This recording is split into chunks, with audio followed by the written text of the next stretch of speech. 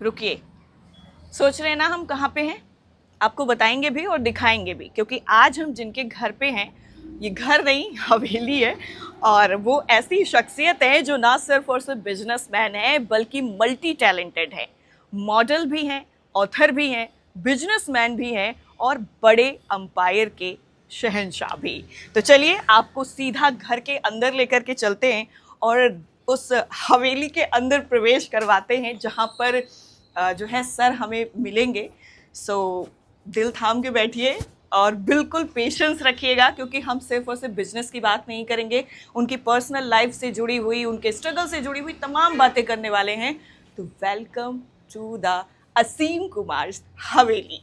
आइए। Hello sir, नमस्ते। Hi, नमस्ते। हाउ आर कैसे यू? हैं sir? Really good to see you. Thank you for your time and Always available for everybody. So meet Asim Kumar, businessman, model और actor भी मैं कहूँ तो गलत नहीं होगा। Of course. Life itself is an acting. बिल्कुल सर। आप जिंदगी में जो जीते हो सर आपका वो वक्त मिला। रंगमंच है, नाटक है। बिल्कुल आपका वक्त मिला, हम उसके लिए बहुत तहे दिल से शुक्रगुजार so हैं। much. तमाम से चर्चा करेंगे। बिल्कुल। बिल्कुल सर, बिल्कुल प्लीज। यहाँ बैठ जाए। हाँ बिल्कुल, अरे सर आप ही का अंपायर है सर। घर भी हमारा ही है। बिल्कुल सर। तो कैसा चल रहा है sir? I am always good. मेरा वन लाइनर होता है जी। कि आई एम ऑलवेज गुड। तो अभी कुछ, जैसे आपने इतना बड़ा अंपायर सर लिटरली देख करके, सर सबसे पहले तो मैं बिजनेस के बारे में ही जानना चाहूँगी, क्योंकि सर इतनी बड़ी अचीवमेंट वो सबके लिए इंस्पायरिंग भी है और साथ ही साथ आपकी जो स्ट्रगल है, सबसे पहले वहीं से शुरू करते हैं। आपको सर ये बिजनेसमैन बनने का ख्याल कैसे है? बचपन से शौक था या फिर मतलब घर में माहौल ऐसा रहा या इस तरीके का कुछ? देखो, मैं तो एक बहुत मॉडेस्ट सिटी में पैदा हुआ हूँ जी। जो फॉर्चुनेटली अब झारखंड की राजधानी है, जिसको रांची कहते हैं, और एक जहाँ से हमारे धोनी साहब भी आते हैं। जी बिल्कुल। तो मदर हमारी टीचर थी इंग्लिश की। मज़ेदार बात यह है कि मैं पैदा ही बहुत एम्बिशियस हुआ था। एम्बिशियस नहीं होते तो शायद। और जब मैं वहाँ पे एक दुकान होती थी, उसका नाम था पंजाब बूट हाउस। ओके। और मैं कई बार वहाँ जाता था। माँ हमारी बाटा के जूते खरीदती थी और मैं पंजाब बूट हाउस में जाके कैमल लेदर के जूते देखता था। उस वक्त में कैमल लेदर का जूता 400 रुपए का मिलता था। और ये बात मैं आपको एटलीस्ट 50 साल पहले की बता रहा हूँ, जब मैं शायद 10-12 साल का था। तो हमारे जहन में एक बात आई कि भाई, माँ हमेशा हमें 65 रुपीज़ का नॉटी बॉय शूज़ खरीदती है और मैं पहनना चाहता हूँ 400 रुपये वाला। तो एक बार हमारे फादर ने कहा, जब कमाना तो खरीद लेना। And that was the point. सबने ये सुना है, मुझे लगता है मैंने भी सुना। जब कमाना तब पहनना, तो खरीद लेना। तो हमने कहा कि यार, 7 से ख्वाहिश थी, 8 में आ गए, 9 में आ गए, 10th में आ गए, कॉलेज में गए, स्कॉलरशिप मिला, तब भी जूते खरीदने तक का पैसा नहीं मिला। तो ये बड़ी इंटरेस्टिंग और बिल्कुल सच्ची कहानी है कि मैंने कहा कि एक दिन वो आएगा कि ऐसी 50 दुकान हमारी खुद की होगी और मैं दुनिया का जितने तरह का लेदर है सब में रिसर्च करके उसमें काम करूँगा। That was the something that triggered in my head. मैंने कहा चलो करते हैं। That was turning point. That was a turning point कि अगर मैं नहीं खरीद पा रहा हूँ तो मुझे क्या करना चाहिए। मैं कोई चोरी करके तो खरीदूंगा नहीं। तो मैं लाइफ में ऐसा क्या करूं कि ऐसे कई जोड़े जूते हमारे पास हों। और मुझे कभी कभी बहुत एम्बैरेसमेंट होती है इस बात को बोलने में कि मेरे पास आज के दिन में 200 पेयर शूज़ हैं, 200 pairs from all over the world. And that's my passion, that's my fashion, that's my statement, that's my life. Yes, embarrassing but true. Sir embarrassing तो नहीं है, मैं तो नहीं कहूँगी एम्बैरेसिंग है, बट ये है बहुत लोगों का ड्रीम है। इवन मेरा खुद का ड्रीम है, मेरा एक वार्डरोब हो एंड बहुत सारे पेयर ऑफ शूज हो। हील्स हो बट वो चीज़ें तो हासिल हुई। अच्छा लगता है, कभी फील करता हूँ कि इसके लिए हमने 30 साल मेहनत किया है, इंटरनेशनल ट्रैवल किया सर दुनिया में। शुरुआत में तो बहुत सारी क्योंकि देखिए आप जैसा आपने बोला कि बिजनेस वाला ऐसा कोई वो था नहीं बैकग्राउंड, तो शुरुआत में तो जब आपने शुरू किया हो तो बहुत सारी प्रॉब्लम्स आई होंगी प्रॉब्लम्स तो बहुत ज़्यादा क्योंकि आई। ये अगर ऐसा मैं ये मार्केट कहूँ है। कि कोई प्रॉब्लम नहीं था, हम्म।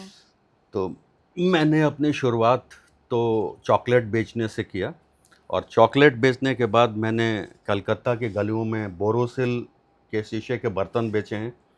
आई was a sales person. Hmm. और उसके बाद मैं लेदर लाइन में आ गया कलकत्ता में ही। और जो पहली ड्यूटी हमको मिली थी हम्म।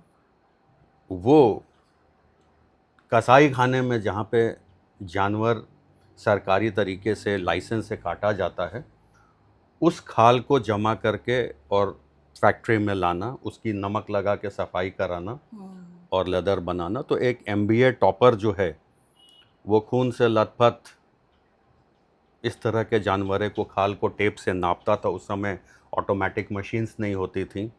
ये बात मैं आपको 1990 और 91 की बता रहा हूँ। तो वो मेरी शुरुआत थी। सर एक मैं भी जानना चाहूंगी कि फर्स्ट जो इनकम थी वो कितनी थी, मतलब एक होता है ना कि आपने इतना करके मेरी सैलरी एज पर my appointment letter and all document 1750 rupees. MBA topper from Birla institute of technology. Because उस बंदे ने बोला मुझे सरकारी नौकरी नहीं करनी, मुझे किसी कॉरपोरेट में काम नहीं करना, मुझे ग्रास रूट लेवल से काम सीखना है। तो that was my first salary.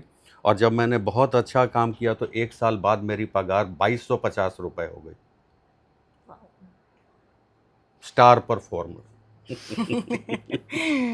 Sir business जैसे आप कर रहे हैं ऑल ओवर वर्ल्ड में, पूरा इंडिया से लेकर के, क्योंकि ये एक बिजनेस ऐसा है जिसमें मुझे लगता है कि लोग बहुत कम ही जाना पसंद करते हैं राइट।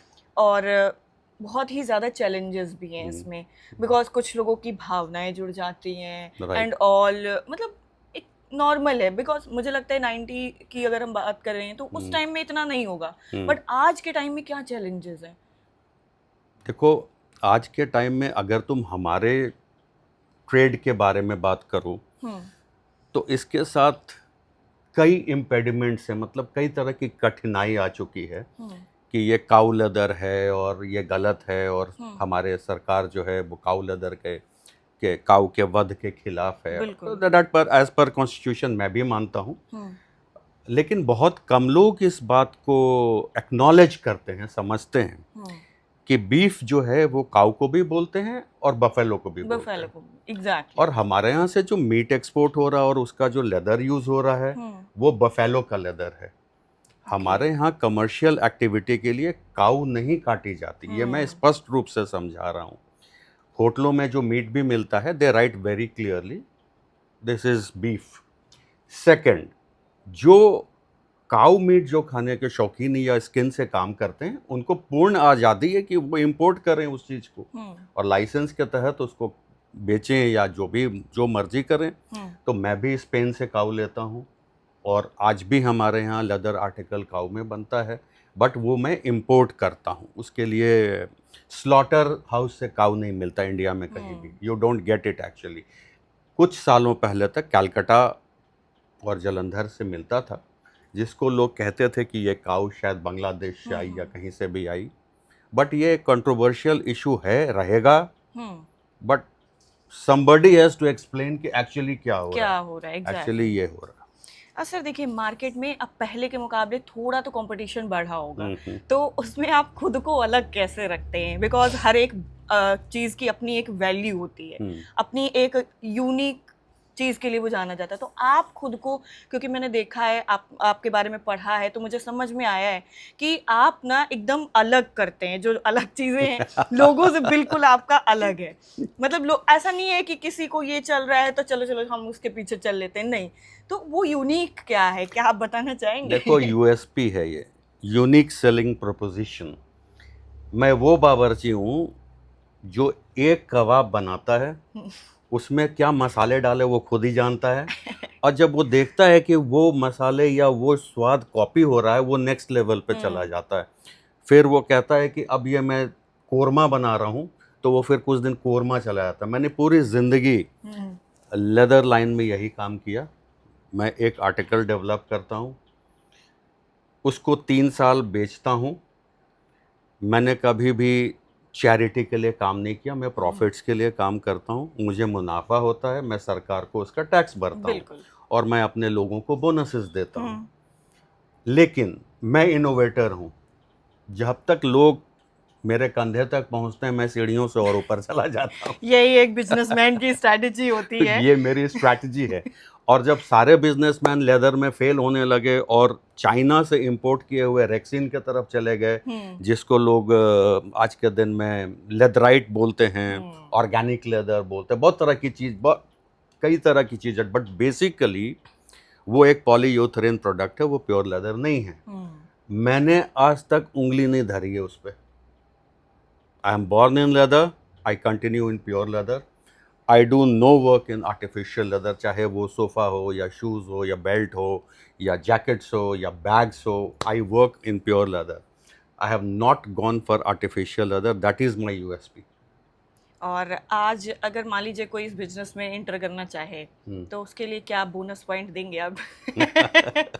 देखो, बिजनेस में एंटर करने में प्रोडक्ट से ज़्यादा इम्पोर्टेंट जज्बा होता है। और आज का यूथ जो पढ़ के निकलता है, वो उस जज्बे को उस हद तक नहीं समझ सकता जैसे हम जैसे नीडी लोग समझे थे, कि जिसके बाप ने कहा कि कमा लेना तो कर लेना। हाँ, वो दिल पे लग आज गई। का बच्चा लग्जरी में पैदा होता है, कॉन्वेंट में पढ़ता है। आज का बच्चा एक्सपोज है बहुत तरह की चीज़ों में, तो उसमें रेजिलियंस जो होता है, बर्दाश्त करने की क्षमता, वो घट गई है। मगर उनमें से भी जो निकल रहे हैं वो 2 प्रकार है। एक खानदानी बिजनेसमैन की, बाप भी बिजनेसमैन, बेटे ने उसको बढ़ा दिया, बेटा MBA करके आया, उसने एड ऑन्स किया। और एक आज भी हम जैसे लोग हैं जिनके माता पिता टीचर्स थे और उसने एक मुकाम हासिल किया, तो वो ओरिजिनल थिंकर्स आज भी हैं, ओरिजिनल परफॉर्मर्स आज भी हैं। और मैं इनवाइट करता हूँ कि किसी को भी अगर हमसे रिलेटेड बिजनेस सीखना है, I am a good teacher. बिल्कुल। I am always open to, all kind of discussion and helping out people to, get the licenses from the government and क्या क्या करना चाहिए, बैंक फाइनेंस कैसे मिल जाएगा, किस आदमी को मिलेगा, कैसी छोटी सी फैक्ट्री से आप 1 करोड़पति बन सकते हो, क्योंकि आजकल लखपति वर्ड ऑब्सोलीट हो गया। बिल्कुल बिल्कुल, करोड़पति सीधा। सर, मुझे लगता है कि घर में हर एक चीज़ की कोई ना कोई स्टोरी होती है और घर स्टोरीज और मेमोरीज से ही बनता है। तो सर, आप वो जो मैंने मूर्ति देखी है, उस मूर्ति के बारे में जानना चाहूँगी, बिकॉज मैंने ऐसा सुना है कि ये जो मूर्ति है, इसको घर में नहीं रखना चाहिए। ये तांडव है। हाँ, तांडव है ये मूर्ति। मैं चाहूँगी कि आप पहले मूर्ति को दिखा दीजिए कि ये मूर्ति है क्या एक्चुअली, जिस मूर्ति के बारे में हम बात कर रहे हैं। और बड़ा यूनिक सा यहाँ पर जो मैसेज है, मुझे लगता है वो सर देने की कोशिश कर रहे हैं। तो मैं चाहूँगी सर, इसको आप प्लीज़ ज़रूर बताइए कि इसकी स्टोरी क्या है। बहुत इंटरेस्टिंग स्टोरी है जी। कभी सोचता हूँ कि बताऊंगा तो लोग बिलीव नहीं करेंगे, और कभी सोचता हूँ कि चलो बता ही देते हैं, मेरे को फर्क ही क्या पड़ना है। तो बिल्कुल, स्टोरी तो चेंज नहीं होगी। इसकी स्टोरी क्या है कि मैं अपने रूफटॉप पे खड़ा था जी। नीचे से हमारे कॉलोनी का जो कबाड़ी है, जिसको लाइसेंस है हर जगह से कबाड़ उठाने का, तो उसके कबाड़ के ऊपर ये मूर्ति पड़ी हुई थी। तो मैंने देखा ये तो एक मेटल स्ट्रक्चर है, रस्ट कर गया है, लेकिन मैंने सोचा पूछते हैं, तो मैंने उसे आवाज़ दी, रोक रोक। अरे अब्दुल, कहाँ ले जा रहा है यार, दिखा क्या है? उसने बोला, अरे सर कबाड़ है, कुछ है क्या? हमने कहा मैं आ रहा हूँ नीचे। मैंने इसको उठा लिया। अच्छा। मैंने कहा ये किसने दिया? बोला सर ये बड़ी मनहूस मूर्ति होती है, इसके नीचे देखो एक औरत के शरीर पे ये डांस कर रहे हैं, और ये कहते हैं हिंदू लोग कि ये विध्वंसकारी है, इसे घर में रखने से बैड ओमेन आता है। देखना चाहूंगी। आराम से देखो, अपने ऊपर ओमेन बुरा मत ले लेना। No no no. ओके। तो ये मूर्ति जो है, ये बुरी तरह से इसमें जंक लगा हुआ था, बहुत ही बुरी स्थिति में थी। तो और ये मेटल है, दिस इज, ये शिव जी हैं। ये शिव जी हैं। ओके। और ये इनका जो पोज है, यही पोज ही। ये पोज पे लोग कहते हैं। और नीचे जो है ये जो काली माँ हैं जो हैं, ये है। मैं कोई पंडित तो हूँ नहीं लेकिन जितना जानता हूँ, क्योंकि मेरे लफ्ज कुछ गलत निकल जाए तो बहुत आजकल चैलेंजेस बहुत होते हैं, तो मैंने इसको पॉलिश कराया। और ये पिछले 20 साल से हमारे यहाँ है और ठीक है, इट लुक्स गुड। और मेरे यहाँ 35 साल के मैरिड लाइफ में कोई प्रॉब्लम नहीं आया भाई। It's not painting? No, this is not painting at all. Oh, this is a wood inlay work. ये सारी लकड़ियां अलग अलग कलर की हैं। ये सारा देखो, इसको जब तुम टच करोगी, ज़ूम करके मैं चाहूंगी इसको प्लीज दिखाएं, क्योंकि मैंने भी ये अपनी लाइफ में पहली बार ये कर्नाटक आर्ट है, जिसमें अलग अलग कलर की लकड़ियों से ये 7 घोड़े बनाए गए हैं, विच इज सपोज कि अगर किसी बिजनेसमैन के घर में 7 रनिंग हॉर्सेस है, it brings a lot of good luck and lot of energy in the house. और ये हमारे पास 27 साल से है। ये मैंने सूरज कुंड मेले से आज से 27 साल पहले बहुत हैगलिंग करके 5 घंटे मैं और मेरी वाइफ बैठ के उस कन्नड़ आदमी को बोला, ये प्लीज़ मुझे दे दे, प्लीज़ मुझे। नहीं सर, ये तो 75 के नीचे नहीं मिलेगा, 75,000 का है। 4 घंटे उसकी दुकान में बैठने के बाद 6 बजे शाम को 25,000 रुपये में मैंने ये खरीदा था, आज से 27 साल पहले। तो इस तरह से मैं एक आर्ट कलेक्टर हूँ। और सर मैंने एक और चीज़ सुनी है, आई डोंट नो कि वो सही है या नहीं सही है, मुझे लगता है बैठ के बात करनी चाहिए, थोड़ी लंबी बातचीत हो जाएगी। एक ना कंफ्यूजन मुझे भी है, जब मैंने आपसे मिली हूँ और देखा है, जब मैंने थोड़ा गूगल किया विकिपीडिया पे एंड ऑल, तो मुझे आपकी एज जो है वो 62 दिखा रहा है। भैया 62 साल का होना कोई गुनाह हो गया क्या? लड़के हैं। इसका राज क्या है? इसका राज है मैट्रिमोनियल हैप्पीनेस। जब आप शादीशुदा हैं और आप अपनी लाइफ से बहुत खुश हैं, आपके बच्चे हैं, और एटलीस्ट एक खाना ब्रेकफास्ट, डिनर या लंच आप अपने बेटा या बेटी के साथ खाते हैं, तो साथ में खाना एक योग है और ये हैप्पीनेस का कारण है। दूसरा कारण क्या है कि मैंने जो भी कुछ अचीव किया उसको मैं यहाँ पे नहीं लाया मैं कभी। It has not gone in my head. मैं आज भी बाइक पे जाके गोलगप्पे खाता हूँ और उसको बोलता, खट्टे वाले दो यार, ये क्या ग्लव्स पहन के दे रहे हो, जब खुजली नहीं की तुमने तो फिर गोलगप्पे में स्वाद कहाँ आया। ये हम लोग रांची में बोला करते थे, जब हमारा जो गोलगप्पे वाला था वो आलू, ये मसाले, चने, उसको जब मिलाता था और उसी से ऐसे खुजली भी कर लेता था, तो वो जो पसीने की चूजे थी ना, वो आज भी हमारे जहन में है। कभी भी मैं बीमार नहीं हुआ। ये हाइजीन वाइजीन ये सब बहुत अमीर लोग के लिए होता, मैं उतना अभी हुआ नहीं हूँ। शायद हमारा लेवल वो नहीं है। अरे सर कैसी बात कर रहे हैं। तो मैं मस्त रहता हूँ और कोशिश करता हूँ कि कहीं पैदल जाना, पैदल जाता हूँ।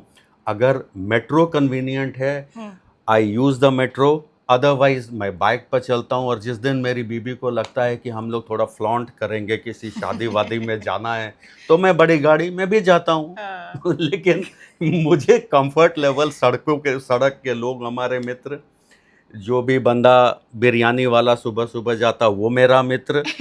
हाँ, कोई पंडित अपने गाय को सजा के ले जा रहा वो मेरा मित्र। करेंगे कि आप पूरे दिन में क्या क्या करते हैं और दिन की शुरुआत कैसे अखबार वाला मेरा मित्र। तो मेरे मित्र भाई यही हैं, इसलिए उनकी हैप्पीनेस को देख के मैं हैप्पी रहता हूँ, क्योंकि मैं छोटी छोटी चीज़ों में हैप्पीनेस ढूंढता हूँ। आप खाने की भी बहुत शौकीन हैं। हाँ, वो तो हूँ, वो बिल्कुल हूँ। तो आप बनाते भी हैं? बनाता ही हूँ। अगर कम खा लिया कोई बात नहीं, लेकिन मेरे हाथ का जायका जो है वो, जैसे लेदर में मैं मैवरिक हूँ, वैसे मैं खाने का भी बड़ा उस्ताद आदमी हूँ। और शौकीन इतना हूँ कि जब भी फ्रांस जाता हूँ, इटली जाता हूँ, नॉर्वे, स्वीडन, फिनलैंड, जहाँ भी जाता हूँ, वहाँ के इम्पोर्टेंट मसालों को ले आता हूँ। जैसे 18 से 20 तरह का नमक रखता हूँ। हमने सुना है लोग बाहर जाते हैं तो पर्स लेके आते, कपड़े लेके आते, शूज लेके आते। अरे मैं जहाँ भी खाता हूँ वहाँ के शेफ को बोलता हूँ can I please enter your kitchen sir, I just want to show to my Indian friends कैसा खाना बनता, आप बहुत अच्छे शेफ़ हैं, और मैं उसका शागिर्द बन जाता हूँ। फिर वो बोलता है ये मसाले उस पॉइंट पे मिलेगा, यहाँ से 12 किलोमीटर दूर। फिर मैं जाता हूँ, वो मसाले लाता हूँ। एक पैशन खाने को लेके भी खाने है। का पैशन है, और मैंने अपना पूरा किचन कैबिनेट अलग बनाया हुआ है जिसमें वो सारे मसाले हैं जो दुनिया भर से मैंने जमा किया। तो अभी तक की लाइफ की आपकी सबसे बड़ी अचीवमेंट क्या रही है? My happiness, which I don't want anybody to look into. They may copy me, but you can't take it out of me. In loss, in grief, I am always happy. इस घर से 12 लोग थे, आज हम लोग 3 लोग बचे। सारे लोग वैकुंठ लोग चले गए, मैं हैप्पी हूँ ना। वो देख रहे हैं ना कि मुझे याद करता है, खुश रहता है। तो अगर कोई इंसान अपनी ज़िंदगी जी के चला जाता, इसी मकान से बहुत सारे लोग गुजर गए, मैं खुश रहता हूँ कि उनकी ब्लेसिंग से हम लोग खुश हैं। उनकी याद में और भी होलियाँ मनाता हूँ, और ज़्यादा दिवाली मनाता हूँ। हमेशा हमारे घर में पार्टीज चलती रहती हैं सुबह शाम। That's my life. और सबसे बड़ी असफलता क्या रही है जिसमें आपको कोई गिल्ट रहा हो कि काश ये मिल जाता? पढ़ा लिखा होता तो अच्छी बात थी। जब सर मैं आप पढ़े लिखे नहीं, इसीलिए आपने बुक लिखी। जब मैं किसी बुद्धिजीवी से बात करता हूँ, when I look upon somebody कि this man knows more than me, तो मुझे गिल्ट फीलिंग होती है कि वो कितनी अच्छी बात कर रहे हैं। उस लेवल में मैं तो स्टेप 1 पे भी नहीं हूँ। तो despite the fact that I have written a book and I am going to write several more books, despite the fact that I am a public speaker, मुझे ये हीन भावना रहती है। जब मैं इंटेलेक्चुअल्स के बीच में बैठता हूँ तो मैं कोशिश करता हूँ कि मैं उनका अनुकरण करूँ, उनसे सीखूँ, उनसे 2 बातें करने का हमें भी मौका मिले। तो वहाँ पे जो आप कहती हो कि आपकी असफलता, तो मुझे लगता है कि I should have been more educated. मैं तो भाई ठीक है, मैं एक MBA हूँ, अच्छे अंकों से टॉपर रहा हूँ, बट MBA ही कोई बड़ी भारी चीज़ नहीं होती है। साहित्य इतना बड़ा फील्ड है, इतिहास इतना बड़ा फील्ड है। So I learn a lot from other people. Modelling के बारे में क्या कहेंगे?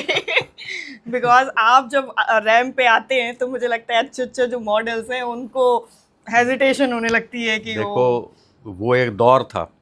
बेटी ने हमें कह दिया कि पापा, अमन तुम इतना पुशअप्स कर सकते हो, पेड़ पे लटक जाते हो, ये करते हो, वो करते हो, then why don't you try modelling and all. तो पहले मैं ये दाढ़ियाँ नहीं रखता था। तो मैंने एक जगह पढ़ा कि कोई वर्ड होता है जिसको बोलते हैं सिल्वर फॉक्स मॉडल। तो मैंने रिसर्च किया what is a silver fox. तो मैंने देखा कि जिसके बाल सफ़ेद हों, लंबी लंबी दाढ़ी हो, वो भी पूरी सफ़ेद हो। तो मैंने 6 महीने अपने आप को ग्रूम करना छोड़ दिया, दाढ़ियाँ लंबी हो गई, रंगना भी छोड़ दिया, तो वो सारी सफ़ेद हो गई। फिर उसको मैंने ट्रिम कराया जाके, और मैंने किसी को कहा कि I want to be a model. तो एक महिला थी, बोली मैं मॉडलिंग क्लास चलाती हूँ, आपको पहले सीखना पड़ेगा। तो मैं बाकायदा 16-18 साल की बच्चियों के बीच में मैं भी रैंप वॉक सीखना शुरू कर दिया, और मैंने उनको उस वक्त में 40,000 रुपये फ़ीस दिया। तो ये कहना कि नहीं मैं फर्स्ट टाइम गया और रैंप पे चल दिया, ऐसी बात नहीं है। ये सीखना है, और सीख के जब मैं कहा तो I was adjust the best model in the category and I became a brand ambassador and I had a lot of viewership. और वो 1 साल करके मन भर गया। अब नए पैशन पे चले गए। अब पेंटिंग का शौक हो गया और गाने का शौक हो गया कि अब गाना सीखूंगा। तो वो एक दौर था जिसमें मैं टॉप पे गया। टॉप में आने के बाद relax, leave the stage for others. मैं तो ऑलरेडी, मुझे जो अचीव करना था मैं तो कर ही चुका हूँ।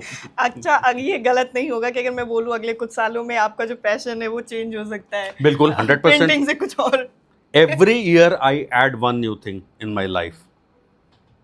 जैसे आफ्टर 55 बाइकिंग ऐड किया। पहले बस शहरों में बाइक चलाते थे, उसके बाद पूरी दुनिया में चलाते हैं। आप बाइकर भी हैं? बाइकर तो खैर मैं तो बहुत काफ़ी अच्छे स्तर का बाइकर हूँ। That's really very good. मैं तो खुद सोच रही हूँ कि मैं अपनी लाइफ में कर क्या रही हूँ। मैं ऐसे तो टाइम मैनेजमेंट ही नहीं हो पा रहा है कि मुझे टाइम कैसे मैनेज कर रहा है। मतलब इतना टाइम है, उसके बावजूद भी हम गिनी की चुनी कुछ चीज़ें कर पाते हैं। बट रियली आपने जो इंस्पायर किया है, मुझे लगता है कल से मेरा रूटीन बदल जाएगा। नहीं नहीं, अपने पैशंस को फॉलो करो, समय पे बिल्कुल खाना खाओ, समय पे एक्सरसाइज करो, ब्रीदिंग करो, जो आजकल भी की करना जनरेशन करो। लेजी है हाँ, सर। लेजी मैं लेजी नहीं हूँ। मेरी बाइक स्टार्ट हो जाती है सुबह 6 बजे। वो हम बिल्कुल मैं किसी दिन जाड़ा हम जाड़ा गर्मी बरसात बाइकिंग करता हूँ, और हर साल मैं 20,000 किलोमीटर करता हूँ, लेह लद्दाख से लेके सिडनी, मेलबोर्न, पूरी दुनिया में। वाओ और अभी श्रीलंका जा रहा हूँ दिसंबर में। सर, ये तो हमने कभी मतलब एक्सप्लोर ही नहीं किया है और कभी सोचा ही नहीं इस बारे में। तो सर, चर्चा बड़ी लंबी हो गई है, लेकिन अभी भी मैं चाहती हूँ कि थोड़ा और हम बातें करें। चर्चाएं लंबी हों मगर रसदार हों तो अच्छी रसदार हो, लगती है। बिल्कुल हम बिल्कुल। कुछ मसाला होना चाहिए लाइफ में। तो अब ना एक छोटा सा रैपिड फायर करेंगे, बिल्कुल फायर करो। जिसमें आपको बिना सोचे, हम्म। सोचना नहीं है आपको, बेबाक। बेबाक बिल्कुल जवाब देना है, और वो जवाब आपको बस कुछ सेकंड के अंदर देना है। ठीक है, अब करो। थोड़ा मुझे लगता है थोड़ा सा हम आगे चलने बैठ जाते हैं, फिर उसके बाद पूछते हैं आपसे रैपिड फायर, बिकॉज ये वाला ना सबसे ज्यादा मतलब इंटरेस्टिंग रहता है। देखिए, रैपिड फायर में मेरा पहला जो क्वेश्चन है आपसे वो ये है, पैसा या सम्मान? पैसा। सोचना नहीं है, पैसा। क्यों? बिना पैसा कुछ नहीं था दुनिया में, चाहे कोई कितना भी मॉडेस्ट बन जाए। हाँ, no no, money is a secondary issue. No, Money is- money is number 1। सम्मान ऑटोमेटिक आएगा। मनी होगी तो। अगर कोई हमें 100 बार भी पूछे पैसा या सम्मान, लेकिन ऐसा पैसा नहीं जो किसी बदनामी से कमाया गया, मेरे जैसा टैक्स पेयर, तब पैसा फर्स्ट, सम्मान सेकंड। दूसरा सवाल, नौकरी या बिजनेस? ऑलवेज मैं हमेशा इंस्पायर करता हूँ, मालिक बनो, मालिक बनो। और क्योंकि सरकार पूरी दुनिया को तो नौकरी दे नहीं सकती, तो तो आप खुद नौकरी देने वाले बन जाएं। नौकरी बांटने वाले बनो। रिस्क या फिर safety? Always risk, no risk no gain. वैसे समझ में आ गया मुझे, वो तो इतने देर में आ ही गया होगा। Biker and modelling and all. और बाइकर भी जो 60 साल के बाद अपना पैर तोड़वा ले और फिर दोबारा बाइकिंग में चला जाए। नेक्स्ट क्वेश्चन है, ऑनलाइन या फिर ऑफलाइन बिजनेस? ऑफलाइन। ऑनलाइन क्यों नहीं? मैं जिस ट्रेड में हूँ उसमें ऑनलाइन सेल्स ना के बराबर होता है। क्यों? मेरे प्रोडक्ट्स 10,000 के ऊपर के। Where do I stand by with such huge factories? मैं ऑनलाइन बिजनेस में इनकम लेवल बहुत इंपॉर्टेंट हो जाता है। तो आप जो चीज़ बनाते हो वो इंडिया में लोग सिर्फ 2 महीने पहन सकते हैं। तो therefore my 99% business is offline. कभी सोचा है आप ऑनलाइन शिफ्ट करने को, या थोड़ा देखो, कुछ अभी लाने तक का मैंने online? इंडिया में कुछ भी नहीं बेचा है। अब हम कोशिश कर रहे हैं एक ब्रांड लॉन्च करने का इंडिया में, जी। which will be a combination of denim and leather, okay, जो हल्का हो और यहाँ जब विंटर्स में लोग उसको पहन पाए। बिल्कुल, we are waiting for this and hope so जल्दी ही हम लोगों को ये खुशखबरी भी मिलेगी कि एंड लास्ट क्वेश्चन है मेरा, सफलता या फिर संतोष? ये डिफिकल्ट है क्वेश्चन मेरे लिए, लेकिन मुझे ऐसा लगता है कि अगर मैं सफल नहीं होता तो मुझे संतोष नहीं होता, और अगर मुझे सिर्फ संतोष सीख करना पड़ता तो मुझे कम उम्र में हिमालय पे चला जाना चाहिए था और इस भौतिक दुनिया में नहीं रहना चाहिए था। तो शायद हमको हिमालय पे बहुत ज़्यादा पूर्ण संतोष मिलता, लेकिन मैं एम्बिशियस था, रिच बनना चाहता था, मल्टीपल कार रखना चाहता था, अपने शौक को पूरा करना चाहता, तो उसके लिए मुझे सिर्फ संतोष से काम नहीं चलता। सफलता जरूरी है। तो ये 50-50। Very crisp, very clear. I have my own way of, expressing. I don't want to be very modest with you because I am not. ठीक है, मेहनत से कमाया, बिल्कुल। अच्छी बात है। सर एक मतलब ये रैपिड फायर नहीं है, ये मैं ऐसे ही आपसे पूछना चाहूँगी कि आपके बिजनेस के बारे में मतलब इतनी सारी मेरी बातें हुई हैं, तो मुझे ये समझ में आया है कि मैं आपसे ये पूछूं कि अगर आपको वित्त मंत्री बना दिया जाए तो आप पहला फैसला क्या करेंगे? इनकम टैक्स हटा देंगे। क्यों? ये ऐसे मॉड्यूल्स हैं जिसको एक बार सुब्रमण्यम स्वामी ने भी पुट फॉरवर्ड किया था, आज से तकरीबन बहुत साल पहले। और ठीक है, आज उनके जो भी स्टेटमेंट हो, बट हैं तो बड़े पढ़े लिखे इंसान। तो उन्होंने कहा था कि ये जो टैक्स रिजीम में हम लोग जीते हैं, आप हर चीज को एट सोर्स टैक्सेबल कर दीजिए। ये नहीं कि व्यापार करने के बाद आप टैक्स कर रहे हो, ये कर रहे हो, वो कर रहे हो, जीएसटी। एक बिजनेसमैन पूरी जिंदगी अगर टैक्स के जंजाल में फंसा रहता है तो वो उसके ज़ील को कम कर देता है। उसको लगता है कि अगर मैं ये काम करूंगा, अगर इसमें इतना छिपा लूंगा तो शायद टैक्स कम लगेगा। तो आप एक टैक्सलेस सोसाइटी बनाइए जहां टैक्स इतने सहजता से सरकार को जा रही है कि आप पे कोई इफेक्ट ही नहीं आता है।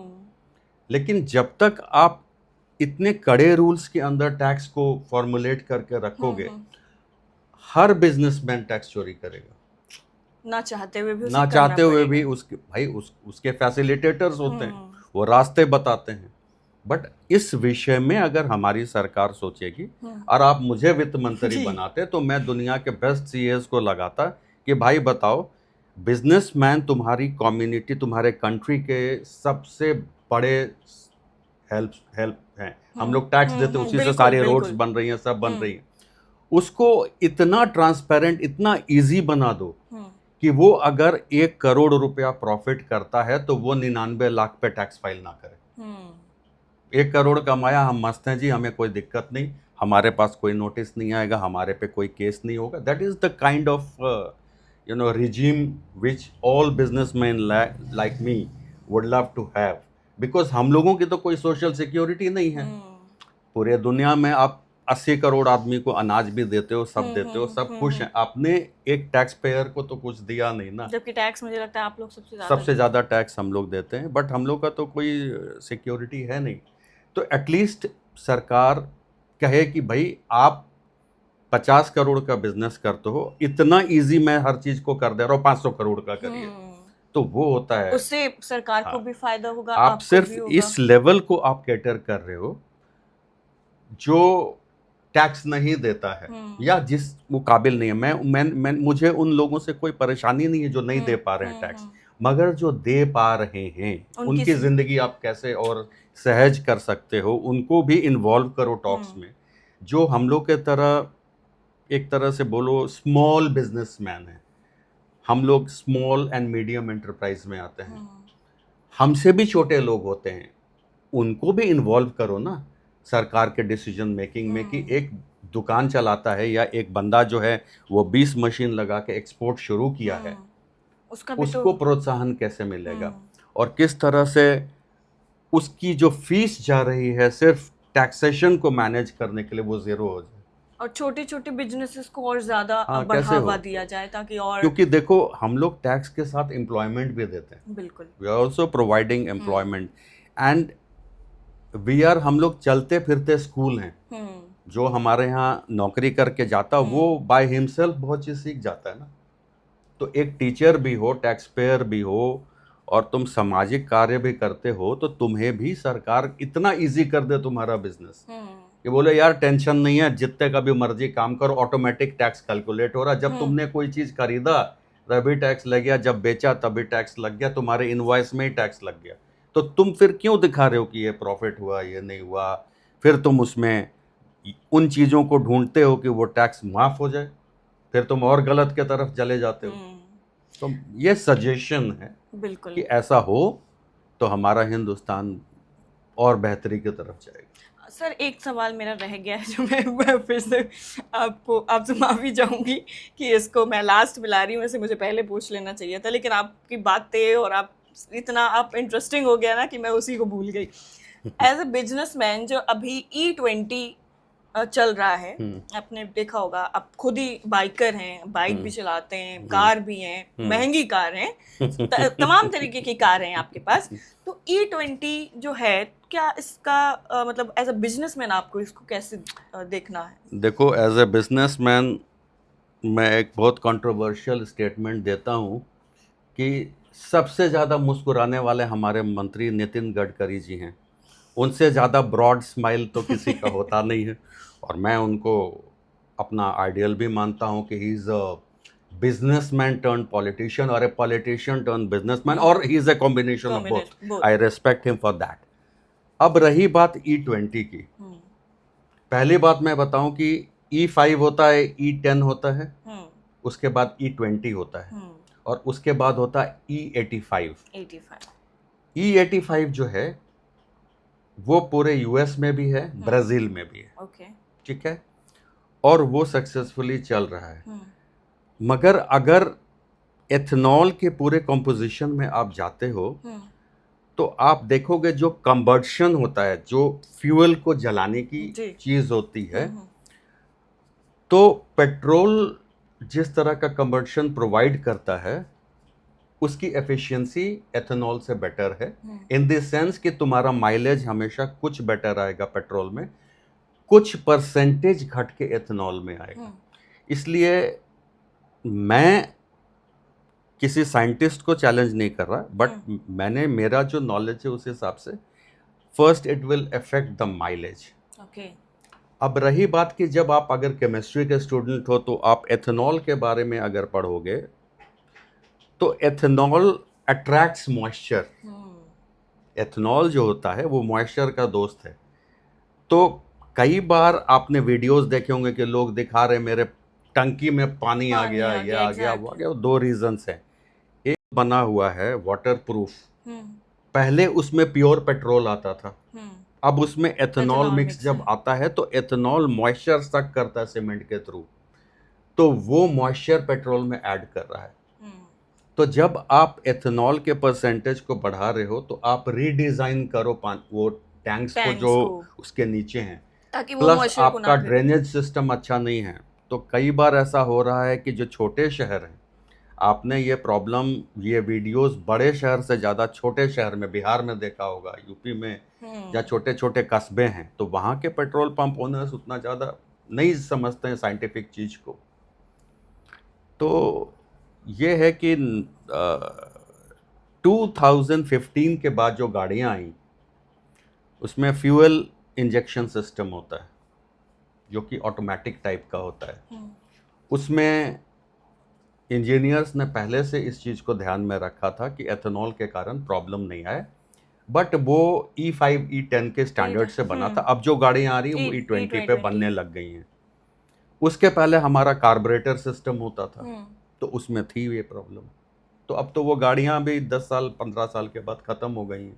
तो मतलब जो अभी कहा ये जा रहा है कि माइलेज पे इफेक्ट पड़ रहा है, जैसा आपने भी बोला, तो ये है? हाँ, माइलेज में ये तो साइंटिफिकली प्रूवन है कि आप एथेनॉल जितना मिक्स करोगे तो आपका एमिशन कम होगा। पेट्रोल, जब आपका जो पाइप है जहाँ से आपका धुआं निकलता है, पेट्रोल, प्योर पेट्रोल वाला धुआं निकाल लो और एथेनॉल मिक्स वाला, एथेनॉल मिक्स वाला में कार्बन मोनोऑक्साइड कम होता है, तो वो जहरीली गैस कम देता है जब आप उसमें एथेनॉल मिला रहे हो, तो वो हमारे पर्यावरण को बचाता है। लेकिन जो प्योर पेट्रोल है, it has more emission of carbon monoxide and hydrocarbons, और यही दोनों पोल्यूशन के मेन चीज़ हैं जो बीमारियां भी करते हैं और पर्यावरण को भी बर्बाद करते हैं। तो एथेनॉल मिलाने से ये तो प्रूवन फैक्ट है, साइंटिफिकली प्रूवन फैक्ट है कि आपका एमिशन जो आपकी गाड़ी से हो रहा है, यानी जो धुआं निकलता है अनबर्न्ड, उसका पॉइजनस गैस का परसेंटेज ना के बराबर हो गया। तो इसलिए आप देखना कि ये अंतर तो आया है। और रही बात की, जो अगर आप कभी पूछोगे कि भाई बेनिफिट्स क्या है, हाँ, बेनिफिट्स, बिल्कुल। तो बेनिफिट्स तो एक एमिशन का हो गया, दूसरा आपका जो बिलियंस ऑफ डॉलर इंपोर्ट हो रहा है, तो सबसे ज़्यादा पेट्रोलियम पे आप खर्चा कर रहे हो, पहले गोल्ड में था। तो जब आप होम ग्रोन एथेनॉल को यूज़ कर रहे हो तो आपका इंपोर्ट बिल कम हो रहा है, तो आपके राजस्व पे, आपकी पैसों पे, भारत के पैसों पे कम बोझ पड़ रहा है। और हमारे जो किसान हैं जो इस गन्ने की चीज को पराली बोल के जला देते थे, now they are able to convert it into ethanol. तो किसान का तो इनकम बढ़ा, बिल्कुल, किसान गाड़ी यूज करे ना करे लेकिन उसका इनकम लेवल तो बढ़ा। आप जिस चीज को जला रहे थे और जलाने के बाद आप जेल भी जा रहे थे कि इसने पोल्यूशन करा, अब आप उसको मुंह उठा के आप ठाट से बेच रहे हो कि भैया हम तो एथेनॉल वाली कंपनी को दे रहे हैं। एंड देयरफॉर इनकी जो उपज है उसका डबल इनकम हो गया। हाँ, एक तो जो वेस्टेज जा रहा था उसका भी अब आप उसको you have converted it into a sustainable product. तो आप उस तरह से अगर देखो तो इकोनॉमी में पोल्यूशन कम हो गया, इंपोर्ट बिल घट गया, किसान का भी फायदा हो गया। अब बात आती है इंजन की। तो इसमें किसी भी कंपनी ने, चाहे वो टोयोटा हो, चाहे वो होंडा हो, चाहे वो मारुति हो, क्या किसी सीईओ ने आके बोला कि एथेनॉल के लायक मेरा इंजन नहीं, आप बताओ? ये तो एक लीगल इशू है, अभी तक तो आपने सुना नहीं होगा। तो इसलिए ये बातें जब तक ये और एक्सपेरिमेंट्स नहीं हो जाए एथेनॉल पे, ये कंट्रोवर्शियल रहेंगी।